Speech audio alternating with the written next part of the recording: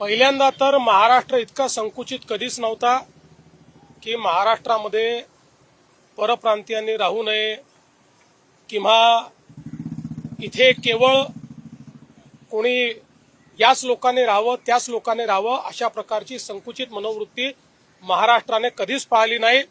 छत्रपती शिवरायांनी जो महाराष्ट्र धर्म आपल्याला शिकवला त्या धर्माला देखील ते अपेक्षित नाही। आणि मला तर अतिशय आनंद आहे की माझा मराठी बांधव मी देशाच्या कुठल्याही राज्यात गेलो तरी तिथला एक अतिशय प्रॉमिनंट अशा पद्धतीचा नागरिक म्हणून त्या राज्यामध्ये तिथल्या संस्कृतीमध्ये भर टाकताना दिसतोय।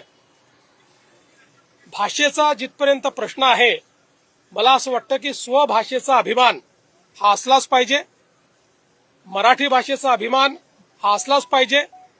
महाराष्ट्रात राहणाऱ्या प्रत्येकाने मराठी भाषा शिकलीच पाहिजे आणि मला निश्चितपणे असं वाटतं की जे लोक या महाराष्ट्रात वास्तव्याला आहेत ते मराठी भाषा शिकण्याचा प्रयत्न करतील।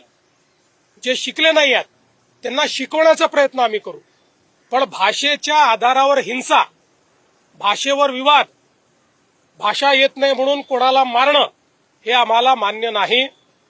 यातला मार्ग हा आहे की आपली भाषा इतकी सुंदर आहे आणि इतकी सोपी आहे, कोणालाही शिकवता येते। त्यामुळे आम्ही हा प्रयत्न करणार आहोत की अशा सगळ्या लोकांना आम्ही भाषा शिकवू।